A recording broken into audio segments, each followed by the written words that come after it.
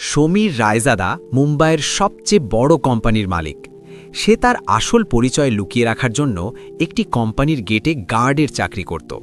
ভাগ্যক্রমে তার বিয়ে কোম্পানির মালিকের মেয়ে সানায়ার সাথে হয়, কিন্তু সানায়া তার বাবার বিগড়ে যাওয়া অহংকারী মেয়ে। সে সবসময় বন্ধুদের সামনে সমীরকে নিয়ে মজা করত। তাকে ঘর জামাই অর্থাৎ শ্বশুরবাড়িতে থাকা জামাই করে রাখা হয়েছিল। পরিবারের লোকেরা তার দিয়ে টয়লেট পরিষ্কার করাতো এবং সব সময় তাকে খোঁটা দিত। একদিন সানায়া যখন তার কোম্পানিতে অন্য কারো সাথে রং তামাশা করছিল, তা দেখে সমীরের মাথায় রক্ত চড়ে গেল। এরপর সমীর যা করল তাতে কোম্পানির সবাই হতবাক হয়ে গেল। অবশেষে এই সামান্য দেখতে গার্ডটি এত বিপজ্জনক কি করে হতে পারে? তো চলুন ভিডিওটি শুরু থেকে দেখা যাক। তবে ভিডিও শুরু করার আগে আপনাদের কাছে একটাই অনুরোধ, যদি আপনারা এমন রোমাঞ্চে ভরা ভিডিও দেখতে পছন্দ করেন তবে ভিডিওটিতে একটি লাইক করে আমাদের চ্যানেলটি অবশ্যই সাবস্ক্রাইব করুন এবং কমেন্ট করে জানান আপনারা আমাদের ভিডিওটি কোথা থেকে দেখছেন। আপনারা কমেন্ট করে জানান না, এতে আমাদের মনে হয় যেন আমাদের 5 দিনের ভিডিও তৈরির পরিশ্রম জলে গেল। তো চলুন শুরু করা যাক এই গল্পের রোমাঞ্চকর যাত্রা। মুম্বাই, স্বপ্নের শহর। এখানকার প্রতিটি সকাল এক নতুন আশা নিয়ে আসে এবং প্রতিটি রাত হাজারো না বলা গল্প নিজের চাদরের নিচে গুটিয়ে নেয়। এই জনাকীর্ণ শহরের এক কোণে একটি বিশাল কাঁচের বিল্ডিংয়ের সামনে সমীর তার গার্ডের পোশাকে সতর্কভাবে দাঁড়িয়েছিল। তার চোখ দামি গাড়ি এবং স্যুটবুট পরা লোকেদের দেখছিল, কিন্তু তার মুখে কোনো আকাঙ্ক্ষা ছিল না, ছিল শুধু এক শান্ত পর্যবেক্ষণের ভাব। সমীর রায়জাদা এই নামটি ব্যবসার জগতে ঝড় তোলার ক্ষমতা রাখত। তার বাবা বিক্রম রায়জাদা ভারতের অন্যতম বৃহত্তম শিল্পপতি ছিলেন, যার সাম্রাজ্য জমি থেকে আকাশ পর্যন্ত বিস্তৃত ছিল। কিন্তু এখানে শেয়ারওয়েলথ সিকিউরিটিজের গেটে সে ছিল কেবল সমীর, মাসিক 5,000 টাকা বেতন কাজ করা একজন সামান্য গার্ড। এই সবই ছিল তার বাবার একটি শর্তের ফল। কয়েক মাস আগে নিজের বিলাসবহুল অফিসে বসে বিক্রম রায়জাদা তার একমাত্র ছেলেকে বলেছিলেন, বেটা, তুমি মুখে সোনার চামচ নিয়ে জন্মেছ। তুমি কখনো দারিদ্র দেখনি, কখনো অপমান সহ্য করনি। টাকা কামানো এবং সেটা সামলানো তুমি জানো, কিন্তু টাকার আসল মূল্য এবং মানুষের আসল পরিচয় তুমি তখন জানতে পারবে যখন তোমার কাছে এই নাম আর টাকা থাকবে না। আমি চাই তুমি 6 মাস একজন সাধারণ মানুষের মতো বাঁচো। তোমার পরিচয় লুকিয়ে নিজের জোরে চাকরি করো, তোমার রুটি নিজে রোজগার করো। যখন তুমি জীবনের এই চুল্লিতে পুড়ে খাঁটি হয়ে বের হবে, তখন তুমি আমার সাম্রাজ্য সামলানোর যোগ্য হবে। সমীর তার বাবার চ্যালেঞ্জ গ্রহণ করেছিল। সে সবসময় মাটির সঙ্গে যুক্ত একজন মানুষ ছিল এবং তার এই জানার আগ্রহ ছিল যে রায়জাদা পদবি ছাড়া তার কি পরিচয়। সে মুম্বাইয়ের একটি ছোট চালে বস্তির মতো ঘরে একটি ঘর ভাড়া নিল, যেখানে বৃষ্টিতে ছাদ চুইয়ে জল পড়ত এবং গরমে দেওয়াল থেকে আগুন বেরোত। সে অনেক জায়গায় চাকরির জন্য ঘুরেছে এবং অবশেষে এই গার্ডের চাকরিটি পেল। তার জীবন পাল্টে গিয়েছিল। যে ছেলেটি বিশ্বের সেরা শেফের হাতে তৈরি খাবার খেত, আজ সে রাস্তার ধারের বড়া পাওতে দিন কাটাচ্ছে। যে ডিজাইনার পোশাক ছাড়া কিছু পরত না, আজ সে 2টি ইউনিফর্মেই সপ্তাহ পার করছে। কিন্তু তার কোনো অভিযোগ ছিল না। সে প্রতিদিন নতুন কিছু শিখছিল। সে শিখল কি করে কম টাকায় মাস চালাতে হয়, কি করে ছোট ছোট জিনিসে সুখ খুঁজতে হয়, এবং কিভাবে মানুষ আপনার পোশাক আর পদ দেখে আপনার অকাত বা যোগ্যতা আন্দাজ করে। শেয়ারওয়েলথ সিকিউরিটিজের মালিক মিস্টার অশোক শর্মা একজন ভালো এবং বিচক্ষণ মানুষ ছিলেন। তিনি কয়েকদিন ধরে তার নতুন গার্ডের দিকে মনোযোগ দিয়েছিলেন। সমীরের শান্ত স্বভাব, তার চোখে সততা এবং কাজের প্রতি তার নিষ্ঠা তাকে খুব প্রভাবিত করেছিল। এক সন্ধ্যা মিস্টার শর্মা যখন অফিস থেকে বের হচ্ছিলেন, তিনি দেখলেন যে গেটের কাছে একটি মানিব্যাগ পড়ে আছে। কিছু বলার আগেই সমীর মানিব্যাগটি তুলে তা খুলে দেখল।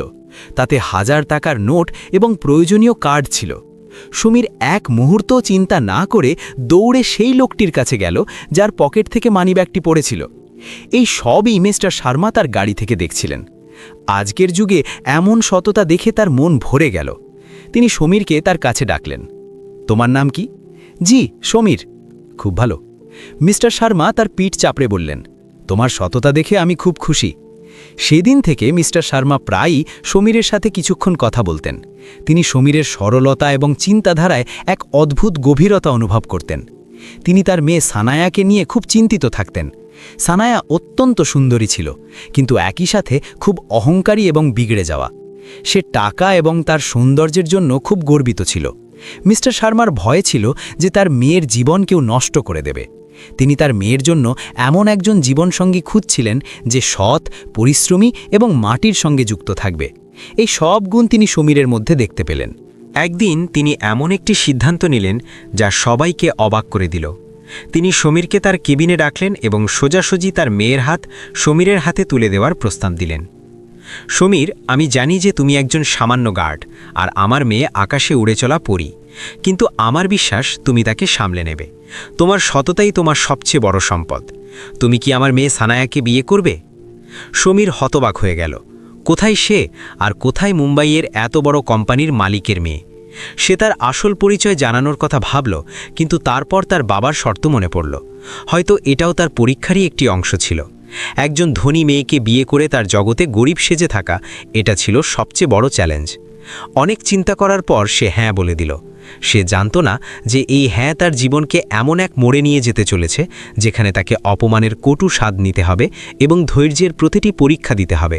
সে এক নতুন অধ্যায়ে পা রাখছিল, এমন একটি অধ্যায় যেখানে তাকে ঘর জামাই হয়ে থাকতে হবে এবং সেই সব খোঁটা সহ্য করতে হবে যা কোনো আত্মমর্যাদাশীল মানুষের হৃদয়কে ক্ষতবিক্ষত করতে পারে। বিয়েটি খুব সাদামাটাভাবে হলো, বা বলা যেতে পারে সমীরের জন্য এটি একটি আনুষ্ঠানিকতার চেয়ে বেশি কিছু ছিল না। মিস্টার শর্মা তো এটা ধুমধাম করে করার কথা ভেবেছিলেন, কিন্তু সানায়া এবং তার মা কবিতা পরিষ্কার অস্বীকার করে দিলেন। তারা একজন গার্ডকে নিজেদের জামাই হিসেবে সমাজের সামনে আনতে লজ্জা পাচ্ছিলেন। কবিতাজির কাছে এই সম্পর্ক তাদের সামাজিক প্রতিপত্তির উপর একটি দাগের মতো ছিল। বাবা, তুমি কি হুঁশে আছো? সানায়া বিয়ের আগে তার বাবার উপর চিৎকার করে উঠেছিল। এই গার্ড, তুমি চাও যে আমি আমার পুরো জীবন একজন দরজায় দাঁড়িয়ে থাকা লোকের সাথে কাটাই? আমার বন্ধুরা কি বলবে? সমাজে আমাদের কি সম্মান থাকবে? বিয়ের পর সমীর শর্মা পরিবারের বিলাসবহুল বাংলোতে ঘর জামাই হয়ে থাকতে এলো। বাংলোর জাঁকজমক এবং ঠাটবাট কোনো রাজমহলের চেয়ে কম ছিল না, কিন্তু সমীরের জন্য এটি একটি সোনার খাঁচা প্রমাণিত হতে যাচ্ছিল।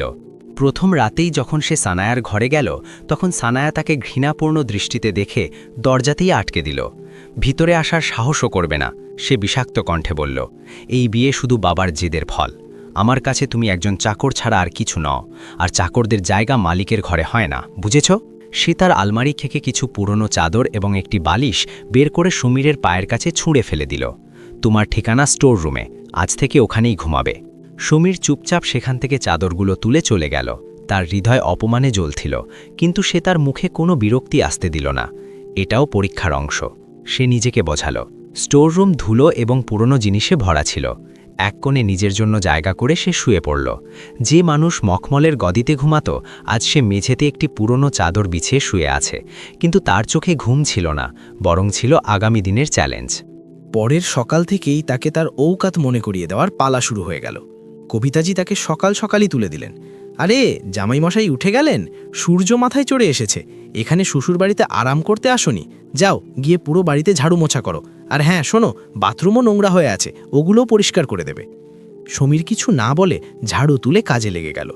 সে প্রতিটি কাজ পুরো মনোযোগের সাথে করত, কিন্তু প্রশংসা তো দূরের কথা, তাকে সবসময় খোঁটাই শুনতে হতো। যদি রান্না করার সময় সামান্য নুন বেশি হয়ে যেত, তবে কবিতাজি চিৎকার করে উঠতেন, আরে তুমি রান্না করতে জানো নাকি জানো না?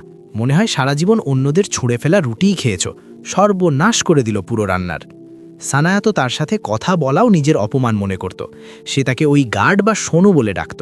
বাড়ির সব কাজ তার দিয়েই করানো হতো, থালা বাসন ধোয়া, কাপড় কাচা, সবজি আনা, এমনকি তাদের পোষা কুকুরকে হাঁটানোও তারই দায়িত্ব ছিল। সে একজন জামাই নয়, বরং বিনা বেতনের একজন চাকর হয়ে গিয়েছিল। বাড়ির লোক যদি কোথাও ঘুরতে যেত, তবে তাকে সাথে নিতে কুণ্ঠাবোধ করত। যদি কখনো নিয়েও যেত, তবে তাকে কঠোর নির্দেশ দেওয়া হতো যে সে যেন তাদের থেকে দূরে দূরে থাকে, যাতে কেউ জানতে না পারে যে সে তাদের জামাই। পার্টিতে তাকে গাড়ির দরজা খোলার জন্য বলা হতো, যেন সে তাদের ড্রাইভার। সানায়ার খোঁটা দিন দিন আরও বিষাক্ত হতে থাকল। গরিব বাবার গরিব সন্তান, নিজের সীমার মধ্যে থাকিস, ধন্যবাদ দে আমার বাবাকে, যার কারণে তুই মাথা গোজার ঠাই আর দুবেলা খাবার পাচ্ছিস, না হলে আজও কোনো রাস্তায় পৌঁছতিস। সমীর সব কিছু চুপচাপ সহ্য করত।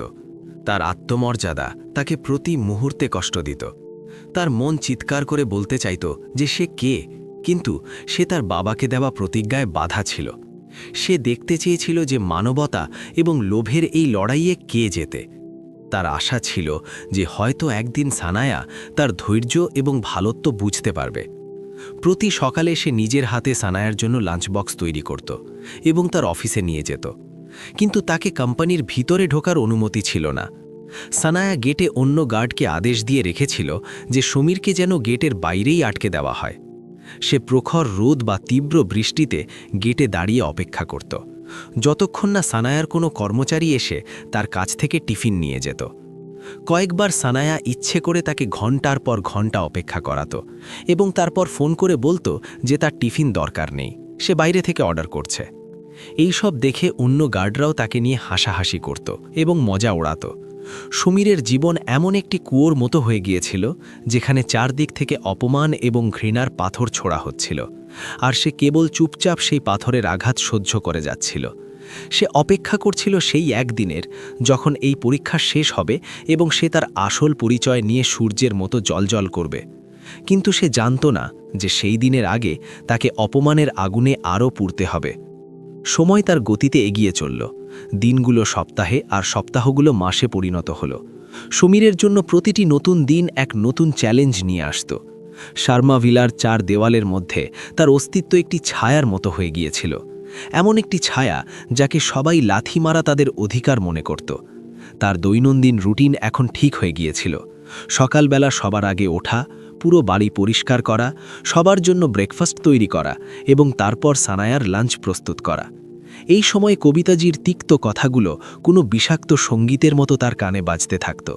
হাতটা একটু তাড়াতাড়ি চালাও, রানীর মতো কাজ করলে অফিসে কে যাবে?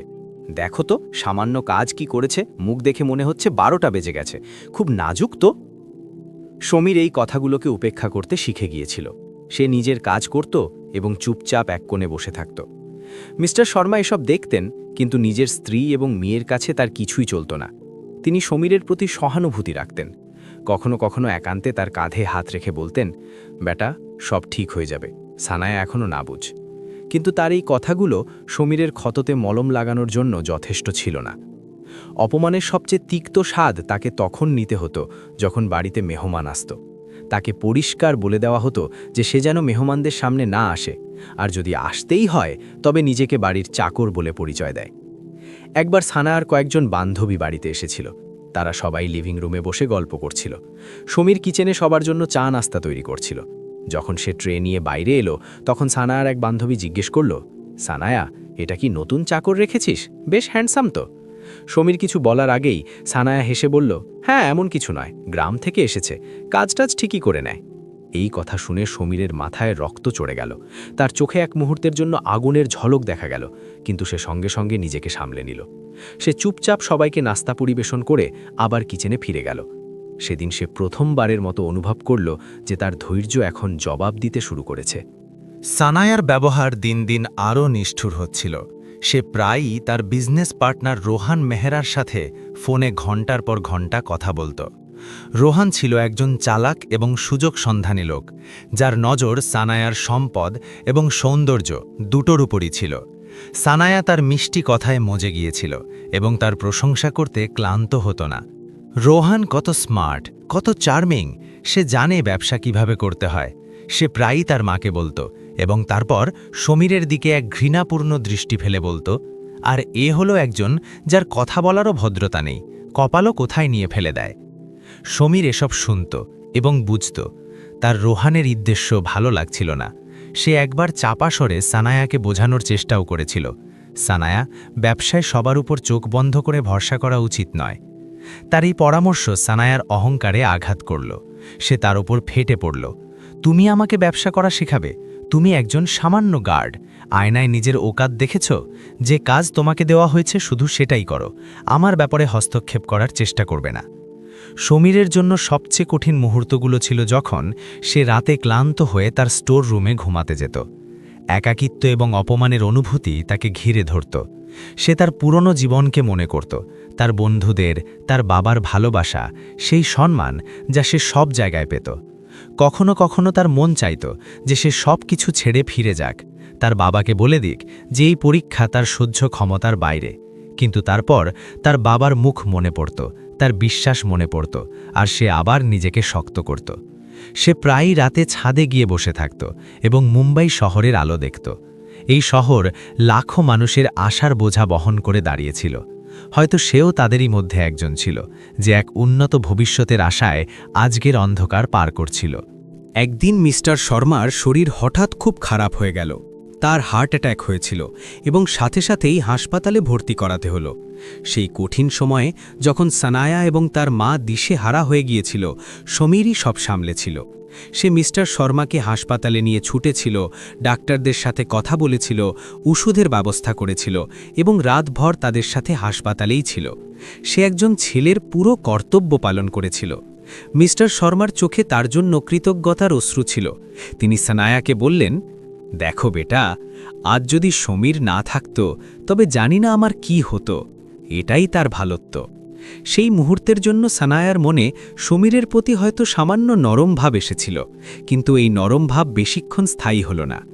যেই মিস্টার শর্মার অবস্থার উন্নতি হল, সানায়া এবং তার মা আবার তাদের পুরনো অভ্যাসে ফিরে এলেন। তাদের কাছে সমীরের এই কাজও একজন চাকরের কর্তব্য পালনের মতোই ছিল।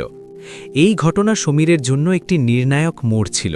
সে বুঝতে পেরেছিল যে সানায়া এবং তার মা কখনো বদলাবে না। তাদের চোখে অহংকার এবং টাকার এমন পট্টি বাঁধা আছে যে তারা মানবতা দেখতেই পায় না। সে বুঝে গিয়েছিল যে এখন জল মাথা ছাড়িয়ে গেছে। তার ধৈর্যের বাঁধ ভাঙার মুখে ছিল। এখন সে কোনো অলৌকিক ঘটনার জন্য অপেক্ষা করছিল না, বরং সেই ঝড়ের জন্য অপেক্ষা করছিল যা খুব শীঘ্রই শর্মাভিলার দেওয়ালগুলিতে আঘাত হানতে চলেছিল। হাসপাতালের ঘটনার পর সমীরের ভেতরে এক অদ্ভুত শান্তি এবং এক অদ্ভুত ঝড় একসাথে চলছিল। শান্তি এই কারণে যে সে তার কর্তব্য পালন করেছিল, আর ঝড় এই অনুভূতির যে আর সহ্য করা যায় না। সে তার বাবার সাথে ফোনে কথা বলেছিল, তার পুরো গল্প না বলে শুধু এতটুকু বলেছিল যে সে শীঘ্রই তার পরীক্ষা শেষ করে ফিরবে। আমি তোমার জন্য গর্বিত বেটা, বিক্রম রায়জাদা বলেছিলেন। মনে রাখবে সোনা, আগুনে পুড়েই খাঁটি হয়। বাবার এই কথাগুলো তাকে আরও শক্তি দিল। এখন সে শুধু একজন অসহায় স্বামী বা ঘর জামাই ছিল না, সে এমন একজন মানুষ ছিল যে তার আত্মসম্মানের শেষ লড়াই লড়ার জন্য প্রস্তুত হচ্ছিল। সেদিনও প্রতিদিনের মতো সে সকালে উঠে সব কাজ সেরেছিল, ব্রেকফাস্ট তৈরি করেছিল এবং তারপর সানায়ার জন্য লাঞ্চ প্যাক করেছিল। আজ তার হাত কাঁপছিল না, না তার মুখে কোনো বিষণ্ণতা ছিল। তার মুখে ছিল এক দৃঢ় সংকল্প, এমন একটি ভাব যা দেখে হয়তো কবিতাজিও এক মুহূর্তের জন্য অস্বস্তি বোধ করেছিলেন, কিন্তু তিনি প্রতিদিনের মতো তাকে খোঁটা মেরে নিজের মন হালকা করে নিলেন। সমীর লাঞ্চ বক্স নিয়ে শেয়ারওয়েল সিকিউরিটিজের বিল্ডিংয়ের দিকে চলল। আজ তার মন খুব অস্থির ছিল। তার ভেতর থেকে এক অদ্ভুত উত্তেজনা হচ্ছিল, যেন কিছু খুব খারাপ বা হয়তো কিছু খুব বড় ঘটতে চলেছে। সে কোম্পানির গেটে পৌঁছল। প্রতিদিনের মতো অন্য গার্ড তাকে সেখানেই থামিয়ে দিল। এখানে অপেক্ষা করুন সাহেব, ম্যাডাম এখনও কাউকে পাঠাননি। সমীর চুপচাপ একপাশে দাঁড়িয়ে গেল। সময় কাটতে লাগল। 1 ঘন্টা হলো, তারপর 2 ঘন্টা। রোদ তীব্র হয়ে উঠেছিল এবং সমীরের কপালে ঘামের ফোঁটা চকচক করছিল, কিন্তু সে তার জায়গা থেকে সরেনি। সে সানায়াকে ফোন করার চেষ্টা করেছিল, কিন্তু সে ফোন কেটে দিল। ঠিক তখনই কোম্পানির একজন কর্মচারী বাইরে এলো এবং সমীরকে দেখে বলল, আরে তুমি এখনও এখানে দাঁড়িয়ে আছো? সানায়া ম্যাডাম তো তার পার্টনারের সাথে কেবিনে লাঞ্চ করছেন। তিনি বলেছেন যে আজ টিফিন লাগবে না। এই শুনে সমীর ধাক্কা খেল। সানায়া তাকে একবার ফোন করে জানানোরও প্রয়োজন মনে করল না, কিন্তু তারপর তার মনে একটি প্রশ্ন উঠল, যদি সে লাঞ্চ করছে তবে সে টিফিনের জন্য মানা করল কেন? আর সেই কর্মচারী বলছিল যে সে তার পার্টনারের সাথে লাঞ্চ করছে। তার রোহান মেহরার মুখ মনে পড়ল। এক অজানা আশঙ্কায় তার মন ভরে গেল। সে একটি সিদ্ধান্ত নিল, আজ সে নিয়ম ভাঙবে। সে ভিতরে যাবে এবং দেখবে যে আসলে কি চলছে। সে গেটে দাঁড়ানো গার্ডকে বলল, আমার ভেতরে যেতে হবে, ম্যাডামের সাথে দেখা করতে হবে। পাগল হয়ে গেছ নাকি? গার্ড হাসল। তোমাকে ভেতরে যাওয়ার অনুমতি নেই, ভুলে গেছ? সে তার দিকে এমন শীতল দৃষ্টিতে তাকালো যে গার্ড এক মুহূর্তের জন্য ভয় পেয়ে গেল। আমি শেষবারের মতো বলছি, আমাকে ভেতরে যেতে দাও। তার কণ্ঠে এমন কর্তৃত্ব ছিল যে গার্ড কিছু বলতে পারল না এবং চুপচাপ পিছিয়ে গেল। সমীর দ্রুত বিল্ডিংয়ের ভেতরে প্রবেশ করল। রিসেপশনে বসা মেয়েটি তাকে দেখে চিৎকার করে উঠল, এই গার্ড, কোথায় ঢুকছ? কিন্তু সমীর তারও পরোয়া না করে সোজা লিফটের দিকে এগিয়ে গেল। সে জানত যে সানায়ার কেবিন টপ ফ্লোরে। সব কর্মচারী তাকে অবাক হয়ে দেখছিল। একজন সামান্য গার্ডের এইভাবে বেপরোয়াভাবে ভেতরে চলে আসা তাদের কাছে কোনো আশ্চর্যের চেয়ে কম ছিল না। সে লিফট থেকে বেরিয়ে সোজা সানায়ার কেবিনের দিকে গেল, কেবিনের দরজা কাচের ছিল, যার উপর হালকা পর্দা ঝোলানো ছিল। পর্দার মাঝের ফাঁক থেকে যে দৃশ্যটি সে দেখল তা দেখে সমীরের চোখ লাল হয়ে উঠল। ভেতরে সানায়া তার চেয়ারে নয়, বরং সোফায় রোহান মেহরার বাহুতে বসেছিল। তারা দুজন একে অপরের খুব কাছাকাছি ছিল। রোহান নিজের হাতে তাকে খাওয়াচ্ছিল এবং তারা দুজন হাসছিল। তাদের আচরণ কোনোভাবেই পেশাদার ছিল না। সেই দৃশ্যটি যে কোনো স্বামীর জন্য অসহনীয় ছিল। সমীর গত কয়েক মাস ধরে যা সহ্য করেছিল, যে অপমান, যে খোটা, যে যন্ত্রণা সে নিজের ভেতরে চেপে রেখেছিল, তা সব একটি আগ্নেয়গিরির মতো ফেটে পড়ল। তার হাতে ধরা টিফিন বক্সটি মেঝেতে পড়ে গেল এবং জোরে শব্দ হলো। শব্দ শুনে ভেতরে বসা সানায়া এবং রোহান চমকে গেল। তারা দরজার দিকে তাকালো। দরজায় সমীরকে দাঁড়িয়ে থাকতে দেখে সানায়ার মুখ সাদা হয়ে গেল। সমীর দরজাটি এক ঝটকায় খুলল এবং ভেতরে প্রবেশ করল। তার চোখ আগুনের মতো জ্বলছিল। এ কি হচ্ছে এখানে? সে চিৎকার করে উঠল। তার কণ্ঠে যন্ত্রণা এবং রাগ ভরা ছিল। তুমি আমার স্ত্রী সানায়া, আর তুমি এই লোকের সাথে এখানে এইসব? রোহান ঘাবড়ে গিয়ে উঠে দাঁড়ালো। সানায়াও হতচাকিত হয়ে তার থেকে দূরে সরে গেল। সমীর, তোমার সাহস কি করে হলো আমার কেবিনে অনুমতি ছাড়া ঢোকার? সানায়া তার ঘাবড়ে যাওয়াকে রাগের মুখোশের আড়ালে লোকানোর চেষ্টা করে বলল। আমার সাহস? সমীর হাসল, কিন্তু তার হাসিতে যন্ত্রণা ছিল। সাহসের কথা তুমি বলছো? আমি ওখানে গেটে 2 ঘন্টা ধরে রোদে দাঁড়িয়ে তোমার জন্য খাবার নিয়ে অপেক্ষা করছিলাম, আর তুমি এখানে এর সাথে? সমীরের রাগ অনিয়ন্ত্রিত হয়ে গেল। সে এগিয়ে গিয়ে রোহানের কলার চেপে ধরল। তোর সাহস কি করে হলো আমার বউকে ছোঁয়ার? আর কেউ কিছু বুঝে ওঠার আগেই সমীর একটি প্রচণ্ড চর রোহানের গালে বসিয়ে দিল। চরের শব্দ পুরো কেবিনে প্রতিধ্বনিত হল। চরের রেশ এখনও শান্ত হয়নি যে সানায়ার রাগ সপ্তমে চড়ে গেল। নিজের প্রেমিককে নিজের স্বামীর হাতে মার খেতে দেখাটা তার অহংকারের ওপর সবচেয়ে বড় আঘাত ছিল। সে তার জায়গা থেকে উঠল।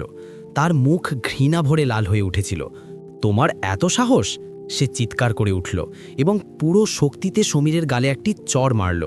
সেই চর সমীরের গালে নয়, বরং তার আত্মমর্যাদার ওপর লেগেছিল। সেই চর ছিল সেই শেষ সুতোটির ছিঁড়ে যাওয়া, যা তার ধৈর্যকে এতক্ষণ বেঁধে রেখেছিল।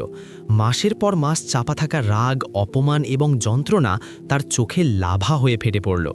তোমার মতো গরিবদের তো আমি কখনোই বিয়ে করতাম না। সানায়া বিষ উগড়ে দিচ্ছিল। ও তো আমার বাবার চোখে তোমার মধ্যে না জানি কি এমন দেখতে পেল যে এই মরা সাপটা আমার গলায় ঝুলিয়ে দিল। ভিখারি, তোর এত অওকাত যে তুই রোহানের উপর হাত তুললি?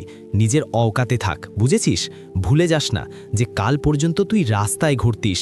শুক্রিয়া জানা যে আমরা তোকে আমাদের বাড়িতে আশ্রয় দিচ্ছি, না হলে দুবেলার রুটির জন্যেও হাহাকার করতিস। প্রতিটি শব্দ একটি পেরেক হয়ে সমীরের হৃদয় বিঁধছিল। ভিখারি, রাস্তার লোক, অওকাত, এই সব শুনে সমীরের মুখে এক অদ্ভুত ভয়ঙ্কর হাসি চলে এলো। তার চোখে এখন যন্ত্রণা ছিল না, ছিল এক ঠান্ডা উদাসীন আগুন। সে ধীরে ধীরে তার গাল সহলালো যেখানে সানায়া চড় মেরেছিল। বাস সানায়া। তার কণ্ঠস্বর এখন চিৎকারের ছিল না, বরং শান্ত এবং গভীর ছিল। আর এই শান্তিই ছিল আরও বেশি ভীতিজনক। আজ তুমি আমার গায়ে হাত তুলে তোমার জীবনের সবচেয়ে বড় ভুল করে দিয়েছ। আমি তো তোমাকে আমার স্ত্রী ভেবে এতক্ষণ সব সহ্য করছিলাম, কিন্তু তুমি তো আমাকে শুধু একজন ভিখারিই মনে করতে থাকলে। সে এগিয়ে বলল, তোমার এই টাকা, তোমার এই কোম্পানির জন্য খুব অহংকার হয়, তাই না? এখন আমি তোমাকে দেখাবো যে আসল অওকাত কি হয়। এতটা বলে সমীর নিজের পকেট থেকে একটি সাধারণ দেখতে ফোন বের করল। এটি সেই ফোন ছিল যা সে তার দারিদ্র্যের জীবনে ব্যবহার করত। সে একটি নম্বর ডায়াল করল। এই সব তামাশা দেখার জন্য ততক্ষণে কেবিনের বাইরে কোম্পানির অনেক কর্মচারী জড়ো হয়ে গিয়েছিল। তারা সবাই ফিসফিস করছিল এবং সমীরকে নিয়ে মজা উড়াচ্ছিল। ফোন কেউ ধরল। কে? অন্যদিক থেকে একটি ভারী কণ্ঠস্বর এলো। বার্মা। সমীরের কণ্ঠে এক অদ্ভুত কর্তৃত্ব ছিল। অন্যদিকে ফোনে থাকা লোকটি, যে রায়জাদা ইন্ডাস্ট্রিজের সবচেয়ে সিনিয়র ম্যানেজার ছিল, এই অচেনা নম্বর থেকে নিজের নাম শুনে চমকে গেল। জি, আপনি কে বলছেন? সমীর রায়জাদা। এই নাম শোনা মাত্রই ম্যানেজার বর্মার যেন দম বন্ধ হয়ে গেল। সে তার চেয়ার থেকে লাফিয়ে উঠল। স্যার, সমীর স্যার, আপনি আমার মতো গরিবকে কি করে মনে করলেন স্যার? কি আদেশ? তার কণ্ঠে ভয় এবং সম্মান পরিষ্কার ঝলকে উঠল। সমীর কেবিনে দাঁড়ানো সানায়া এবং রোহানের দিকে একবার তাকালো, যারা তখনও তাকেই দেখছিল। বার্মা। সমীর ঠান্ডা স্বরে বলল, মুম্বাইয়ে শেয়ার ওয়েলথ সিকিউরিটিজ নামে একটি কোম্পানি আছে। আমি চাই যে এই কোম্পানিটি আগামী 1 ঘন্টার মধ্যে হাঁটু গেড়ে বসুক। এর সমস্ত অ্যাকাউন্ট ফ্রিজ করো, এর সমস্ত চুক্তি বাতিল করো এবং ইডিকে ফোন করে বলো যে এখানে যেন তল্লাশি চালায়। যদি 1 ঘন্টার 1 মিনিটও বেশি লাগে তবে তুমি তোমার চাকরির যোগ্য থাকবে না। এই শুনে ম্যানেজার বর্মার হুঁশ উড়ে গেল। সে তোতলামো করে বলল, জি স্যার, এক্ষুনি করছি স্যার, আপনি চিন্তা করবেন না, আমি এখনই তাদের সঠিক জায়গা দেখিয়ে দিচ্ছি। সমীর ফোন কেটে দিল।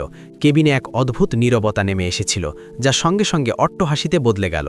সানায়া, রোহান এবং বাইরে দাঁড়ানো পুরো স্টাফ জোরে জোরে হাসতে লাগল। হা, দেখলে, একজন সামান্য গার্ড যে আজ পর্যন্ত ৫,০০০ টাকার চাকরি করে, দেখো কিভাবে বড় বড় কথা বলছে। একজন কর্মচারী বিদ্রূপ করল। সানায়াও হাসতে হাসতে সোফায় বসে পড়ল। ওহ গড, আমি তো ভয় পেয়ে গিয়েছিলাম। সমীর রায়জাদা, বাহ, কি নাম ভেবেছ। আরে স্বপ্ন দেখা বন্ধ করো এবং তোমার বাস্তবে ফিরে এসো। তুমি একজন গার্ড ছিলে, গার্ড আছো এবং গার্ডই থাকবে। সমীর কোনো উত্তর দিল না। সে শুধু চুপচাপ দাঁড়িয়ে তাদের দেখতে লাগলো। তার নীরবতা ছিল আসন্ন ঝড়ের ইঙ্গিত। ঠিক ৫ মিনিট পর কেবিনের দরজা আবার খুলল। এবার ৪ জন লম্বা চওড়া কালো স্যুট পরা বডিগার্ড ভেতরে এলো। তারা কোনো কমান্ডার মতো লাগছিল। তারা ভেতরে এসেই সমীরকে দেখল এবং একসাথে টান টান হয়ে তাকে স্যালিউট জানালো। স্যার, কি হয়েছে? আমাদের আসতে দেরি তো হয়নি? তাদের মধ্যে একজন জিজ্ঞেস করল। এই দৃশ্য দেখে সেখানে উপস্থিত সবার হাসি মাখা মুখগুলো এক মুহূর্তে পাথরের হয়ে গেল। সানায়ের হাসি তার গলাতেই আটকে গেল। রোহানের চোখ বিস্ময় বিস্ফারিত হয়ে গেল। তাদের বুঝতে বাকি ছিল না যে কি ঘটছে। ঠিক তখনই করিডোরে অনেক জুতোর একসাথে হাঁটার শব্দ শোনা গেল। কয়েক সেকেন্ডের মধ্যে এনফোর্সমেন্ট ডিরেক্টরেটের দল, যাদের জ্যাকেটে বড় বড় অক্ষরে ইডি লেখা ছিল, দ্রুত ভেতরে এসে গেল। ইডি রেড, কেউ নিজের জায়গা থেকে নড়বে না। সমস্ত কম্পিউটার, সমস্ত ফাইল, সব কিছু বাজেয়াপ্ত করো। হঠাৎ পুরো কোম্পানিতে দৌড়াদৌড়ি এবং চিৎকার শুরু হয়ে গেল। কর্মকর্তারা সব দিকে ছড়িয়ে পড়লেন এবং তল্লাশি শুরু করে দিলেন। এই সব দেখে সানায়ার পায়ের তলা থেকে মাটি সরে গেল। সে এবার বুঝতে পারল যে এটা কোনো মজা ছিল না, এটা ছিল বাস্তবতা। যে মানুষটিকে সে ভিখারি এবং চাকর মনে করছিল, সে আর কেউ নয়, বরং এই দেশের সবচেয়ে শক্তিশালী ব্যবসায়ী ঘরানার একজন উত্তরাধিকারী ছিল। তার অহংকার, তার গর্ব এক মুহূর্তে কাঁচের মতো ভেঙে চুরমার হয়ে গেল। সে কাঁপতে কাঁপতে সমীরের দিকে এগিয়ে গেল এবং তার পায়ে লুটিয়ে পড়ল। সমীর, আমাকে ক্ষমা করে দাও। সে কান্নাকাটি করতে লাগল। তার চোখ থেকে জল ঝরছিল। আমার ভুল হয়ে গেছে, আমি তোমাকে চিনতে ভুল করেছি। প্লিজ, এইসব থামাও, প্লিজ। সমীর নিচু হওয়া সানায়াকে ঘৃণা ভরা চোখে দেখল। তার চোখে এখন দয়ার কোনো চিহ্ন ছিল না। যখন আমি তোমার পায়ে ছিলাম, তখন তুমি আমার একটি কথাও শোনোনি, সে ঠান্ডা স্বরে বলল। এখন অনেক দেরি হয়ে গেছে সানায়া শর্মা। সে তার গোড়ালি দিয়ে তার হাত ঝাঁকিয়ে দিল। যাও, দূর হও, অহংকারী মহিলা। এতটা বলে সে তার বডিগার্ডদের নিয়ে কেবিন থেকে বেরিয়ে গেল। পিছনে ফেলে গেল এক ভামা সাম্রাজ্য, এক বিধ্বস্ত জীবন এবং তার অপমানের এক ভয়ঙ্কর প্রতিশোধ। যখন সমীর তার বডিগার্ডদের সাথে সেই বিল্ডিং থেকে বাইরে বের হল, সে একটি গভীর শ্বাস নিল। মনে হলো যেন মাসের পর মাস চেপে থাকা বোঝা তার বুক থেকে নেমে গেল। সে থামল না, পিছনে ফিরেও তাকাল না। সে এখন সেই নাটকের শেষ দৃশ্য দেখার জন্য আগ্রহী ছিল না, যার শেষটা সে নিজেই লিখে দিয়েছিল। কালো গাড়ির একটি কনভয় গেটে তার জন্য অপেক্ষা করছিল। সে একটি গাড়িতে বসল এবং কাঁচের বাইরে তাকাল। সেই গেট, যেখানে সে ঘণ্টার পর ঘণ্টা রোদে দাঁড়িয়ে থাকত, আজ তার পিছনে পড়ে যাচ্ছিল। তার সাধারণ মানুষের জীবনের সফর আজ শেষ হয়ে গেল। পিছনে শেয়ারওয়েলথ সিকিউরিটিজের অফিসে প্রলয় চলছিল। ইডি কর্মকর্তারা প্রতিটি ড্রয়ার, প্রতিটি ফাইল ঘাঁটছিলেন। রোহন মেহরা এবং কোম্পানির অন্য বড় কর্মকর্তাদের জিজ্ঞাসাবাদের জন্য আটক করা হয়েছিল। তদন্তে কোম্পানির অনেক বেআইনি চুক্তি, কর ফাঁকি এবং অর্থ পাচারের প্রমাণ পাওয়া গেল। কোম্পানির সম্মান মুহূর্তের মধ্যে মাটিতে মিশে গেল। স্টক মার্কেট খোলার সাথে সাথেই কোম্পানির শেয়ার ধপাস করে নিচে নেমে গেল এবং কয়েক ঘন্টার মধ্যেই বিনিয়োগকারীরা তাদের টাকা তুলে নেওয়ার জন্য দৌড়াতে শুরু করল। যে কোম্পানিটি তৈরি করতে মিস্টার শর্মা তার পুরো জীবন ব্যয় করেছিলেন, তা তাসের ঘরের মতো ভেঙে পড়ল। সানায়া সেখানেই মেঝেতে বসে কাঁদছিল। তার সমস্ত অহংকার, সমস্ত দেমাক অশ্রুতে ভেসে গিয়েছিল। সে তার ভুলগুলো বুঝতে পারছিল, কিন্তু এখন অনেক দেরি হয়ে গেছে। কর্মকর্তারা তাকেও জিজ্ঞাসাবাদের জন্য ডাকলেন। কোম্পানির দরজায় একটি বড় তালা লাগিয়ে সিল করে দেওয়া হলো। যে মেয়েটি কাল পর্যন্ত কোটি কোটি টাকার মালকিন ছিল, আজ সে রাস্তায় এসে দাঁড়ালো।